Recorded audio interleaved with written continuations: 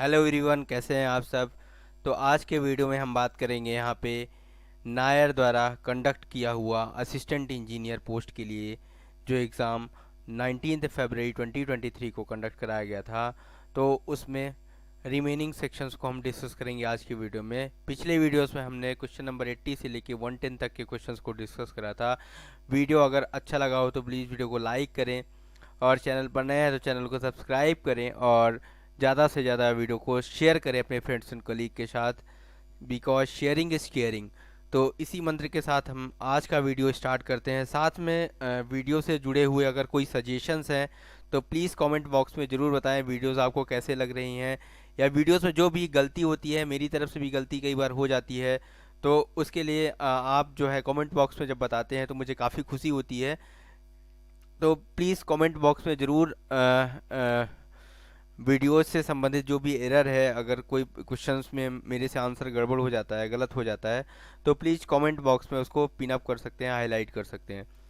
तो स्टार्ट करते हैं आज का यह सेशन। सबसे पहला क्वेश्चन है यहाँ पे, which of the following foreign language is included in 8th schedule of constitution of India. तो आपको बताते चलें कि 8th schedule of constitution of India जो ओरिजिनल कॉन्स्टिट्यूशन था उसमें टोटल 14 लैंग्वेज थी। फिर बाद में हमने 3 अमेंडमेंट करके जो है तो 8 लैंग्वेजेस को और ऐड किया, और एट प्रेजेंट जो है 22 लैंग्वेजेस 8th शेड्यूल के अंदर है। तो यहाँ पे फॉरेन लैंग्वेजेस के बारे में पूछा गया है। तो ऑप्शन दिया है यहाँ पे पश्तो। ठीक है, तो पश्तो इज़ बेसिकली यह जो है तो अपना ईरान हो गया, अफ़गानिस्तान हो गया, पाकिस्तान हो गया, यहाँ पे बोली जाती है। It is the language of Indo Iranian family. Okay, next है सिंगाला। तो नाम से पता लग रहा है कि यह सिंगालीस या श्रीलंकन पीपल द्वारा बोली जाती है। बेसिकली यह इंडो आर्यन फैमिली से है। ठीक है, और यह जोंका जो है बेसिकली यह भूटान में बोली जाती है, और यह इंडो तिब्बतन फैमिली से है। ठीक है, इसके अलावा नेपाली जो है तो यह उन 22 लैंग्वेजेस में आती हैं जिसमें कि 8th शेड्यूल में मेंशन है। नेक्स्ट क्वेश्चन पे आते हैं, official language rules were framed in the year 1976। इनका नाम ही है ऑफिशियल लैंग्वेज रूल 1976।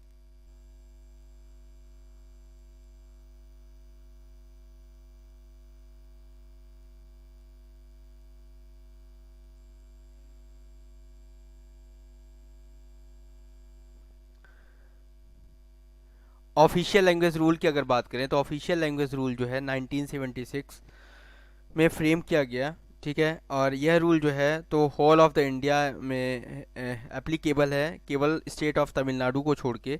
ठीक है, इसके अलावा अगर हम आपको बताएं तो यहाँ पे इसके अंदर जो है तो टोटल 12 सेक्शंस में इसको डिवाइड किया गया है।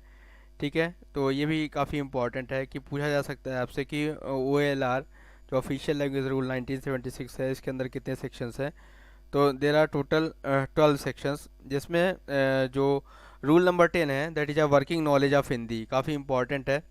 ठीक है, तो वर्किंग नॉलेज ऑफ हिंदी जो है तो वह रूल नंबर 10 के अंतर्गत आता है। ठीक है, तो an employ shall be deemed to have acquired a working knowledge of Hindi if he has passed matriculation or an equivalent or higher examination with Hindi as one of the subject. ठीक है, तो एग्ज़ाम में पूछा जाता है कि जो कोई एम्प्लॉई है उसको वर्किंग नॉलेज ऑफ हिंदी कब माना जाता है। ठीक है, तो एक तो ये कंडीशन है कि मैट्रिक या उसके इक्विवेलेंट कोई हायर एग्जामिनेशन उसको पास किया हो जिसमें हिंदी एक ऐसा सब्जेक्ट हो, या Pragya examination conducted under Hindi teaching scheme.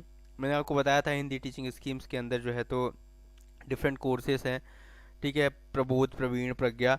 ठीक है, तो इसमें Pragya examination conducted under the Hindi teaching scheme of the central government. ठीक है, और when specified by the government in respect of any particular category of post any lower examination under the scheme. ठीक है, तो इस केस में जो है तो उसे वर्किंग नॉलेज ऑफ हिंदी के लिए माना जाएगा। ठीक है, तो काफ़ी अच्छा क्वेश्चन है, इसके बारे में आपको याद रखना है। इसके अलावा रूल नंबर 9 जो है वो प्रोफिशिएंसी ऑफ हिंदी को लेके है। ठीक है, रूल नंबर 7 के अंदर जो है एप्लीकेशन और रिप्रेजेंटेशन, इससे भी क्वेश्चन आते हैं। एन एम्प्लॉय में सबमिट एन एप्लीकेशन, अपील और रिप्रेजेंटेशन इन हिंदी और इन इंग्लिश, ये पूछा जाता है। ठीक है, सेक्शन 6 जो है use of both Hindi and English को लेके है। ये सेक्शन जो ऑफिशियल लैंग्वेज रूल 1976 है। ठीक है, और जो ऑफिशियल लैंग्वेज एक्ट 1963 है उसका जो सब सेक्शन 3 है, सेक्शन 3 ऑफ सब सेक्शन 3, तो उसके अंदर जो है हम हिंदी और इंग्लिश दोनों का यूज़ कर सकते हैं, ठीक है। ओके, तो इनके रूल जो है तो काफ़ी इम्पॉर्टेंट है, इनको भी ध्यान में रखना आपकी जिम्मेदारी बनती है। नेक्स्ट क्वेश्चन पे आते हैं। पूछा जा रहा है यहाँ पे, in a document covered under section 3 of official language act, देखिए इनकी बात ही कर रहा था, ये काफ़ी इंपॉर्टेंट सेक्शन है, ठीक है। If any violation of policy is found who is responsible for that, ठीक है। तो इसके लिए section 3 of official language act 1963 के अंदर ये बोला गया है कि जो भी ऑफिसर साइनिंग अथॉरिटी है, जो उस डॉक्यूमेंट को साइन कर रहा है, वो रिस्पॉन्सिबल है कि वह अपने ऑफिस में जो है तो इस पॉलिसी को इम्प्लीमेंट करे, ठीक है। तो officer signing that document is the Holi responsible for that conduct. What is the target fixed in annual examination for giving answer in Hindi for the letters received in Hindi? तो जितने भी answer जितने भी letter Hindi में receive किए जाते हैं उनके आंसर को हिंदी में देना है, ठीक है। इसके लिए जो टारगेट सेटअप किया गया है that is 100%। Okay, next question पे आते हैं। काफ़ी प्यारे क्वेश्चन पूछे गए हैं एग्जाम में। What is the name of award given by the railway ministry for the writing novel and story books इन हिंदी, ठीक है। तो कोई भी स्टोरी या बुक्स लिखा है, नॉवेल लिखा हुआ है हिंदी में, तो उसके लिए कौन सा अवार्ड रेलवे मिनिस्ट्री द्वारा दिया जाता है, इसके बारे में क्वेश्चन को पूछा गया है, ठीक है। तो इसके अंदर जितने ऑप्शंस दिए हुए हैं उनको हम डिस्कस करते हैं। सबसे पहले मैथिली शरण गुप्त पुरस्कार की बात करें अगर, तो बेसिकली जो काव्य और गज़ल संग्रह है उसके लिए जो है मैथिली शरण गुप्त पुरस्कार दिया जाता है। तो रेल कर्मियों की साहित्यिक प्रतिभा और उनकी अभिरुचि को बढ़ावा देने के लिए जो है तो मैथिली शरण गुप्त पुरस्कार काव्य एवं गज़ल संग्रह में दिया जाता है। प्रथम पुरस्कार 20,000, द्वितीय 10,000 और तृतीय जो है 7,000 रुपये है, ठीक है। तो इसके अंदर 3 पुरस्कार दिए जाते हैं। इसके बाद है लाल बहादुर शास्त्री पुरस्कार जो है, तो लाल बहादुर शास्त्री तकनीकी मौलिक लेखन पुरस्कार है, ठीक है। यह तकनीकी रेल विषयों पर रेल कर्मियों द्वारा मूल रूप से हिंदी में लिखित पुस्तकों के लिए दिया जाता है, ठीक है। तो अगर कोई रेलवे का ऐसा कोई टेक्निकल सब्जेक्ट्स के मैटर पर आप कुछ लिख रहे हैं अगर, तो उस केस में जो है लाल बहादुर शास्त्री तकनीकी पुरस्कार दिया जाएगा आपको। इसके अंदर भी प्रथम द्वितीय तृतीय पुरस्कार 20,000 रुपये, 10,000 रुपये और 7,000 रुपये है, ठीक है। और 3 पुरस्कार दिए जाते हैं, ठीक है। प्रेमचंद पुरस्कार की अगर बात करें तो प्रेमचंद पुरस्कार जो है बेसिकली कथा, कहानी, उपन्यास, नाटक एवं गद्य लेखन हेतु जो है दिया जाता है। तो रेल कर्मियों की साहित्यिक प्रतिभा एवं अभिरुचि को बढ़ावा देने के लिए, तो इस केस में भी 20,000, 10,000 और 7,000 रुपये का पुरस्कार दिया जाता है, ठीक है। तो ऑप्शन यहाँ पूछा जा रहा है नॉवेल एंड स्टोरी राइटिंग्स के लिए जो है तो इस पर प्रेमचंद पुरस्कार दिया जाता है, ठीक है। Option number C is the right answer, ठीक है। इसके अलावा अगर हम बात करें कमलापति त्रिपाठी राजभाषा स्वर्ण पदक जो पुरस्कार है वह जीएम या उससे ऊपर के स्तर के अधिकारियों के लिए होता है। और रेल मंत्री राजभाषा रजत पदक पुरस्कार जो होता है वह वरिष्ठ प्रशासनिक ग्रेड, जिसको हम एसएजी बोलते हैं, एसएजी या उससे ऊपर के स्तर के अधिकारियों के लिए होता है, ठीक है। तो इस तरह से हमने कुछ पुरस्कार के बारे में चर्चा करी। Which is the most elementary Hindi course prescribed for central government employees? Praveen, Prabodh, Pragya, Parangat, ठीक है। तो इसके बारे में बात करते हैं यहाँ पे। गवर्नमेंट ऑफ इंडिया के अंदर होम मिनिस्ट्री में जो है या मिनिस्ट्री ऑफ होम अफेयर्स जिसको बोले, तो डिपार्टमेंट ऑफ ऑफिशियल लैंग्वेज कार्य करता है। और डिपार्टमेंट ऑफ ऑफिशियल लैंग्वेज के अंदर central Hindi training institutes organised होते हैं, ठीक है, जो कि प्रबोध, प्रवीण, प्रज्ञा जैसे करेस्पोंडेंस कोर्सेज कराते हैं, ठीक है।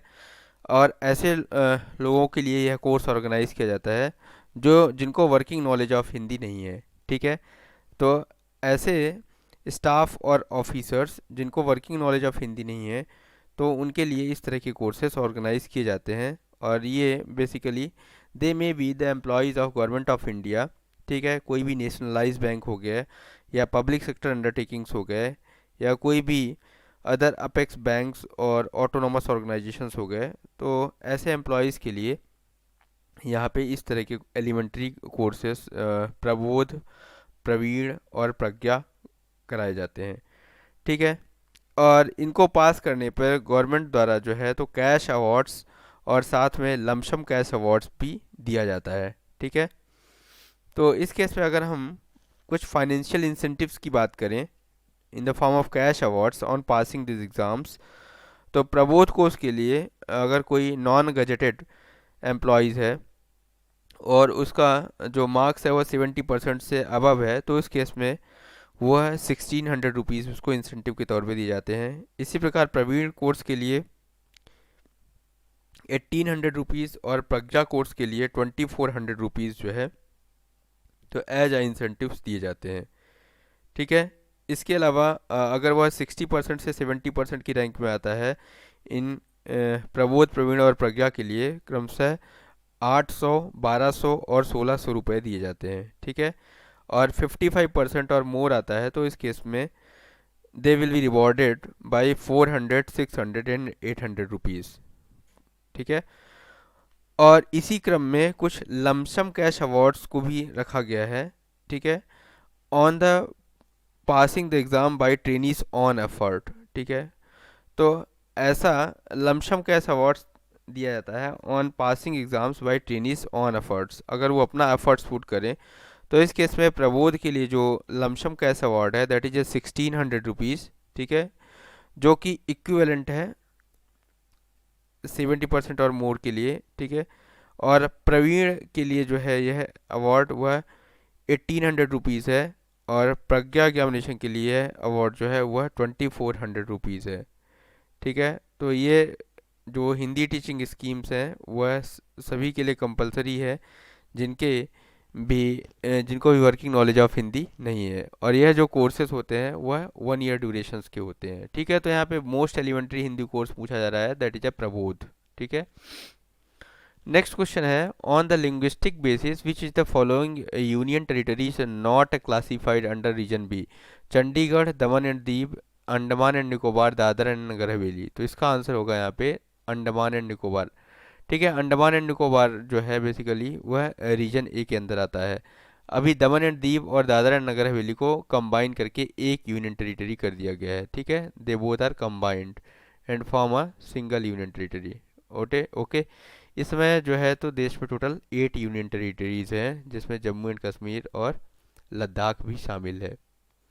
इसके बाद है which ministry issues important policies decision pertaining to official language. ठीक है, तो मैंने आपको बताया डिपार्टमेंट ऑफ ऑफिशियल लैंग्वेज बताया मैंने, मिनिस्ट्री ऑफ होम अफेयर्स के अंदर वर्क करता है। ठीक है, तो ministry of home affairs is the right answer. Next question पे आते हैं। यहाँ पे पूछा जा रहा है a railway employee working in Karnataka state has been issued a charge sheet. ठीक है, इन इंग्लिश, इंग्लिश में किसी को चार्ज शीट इशू कर दिया गया है, कर्नाटका स्टेट्स का एम्प्लॉय है कर्नाटका स्टेट का, तो वहाँ रीजनल लैंग्वेज जो है मेनली कन्नड़ है।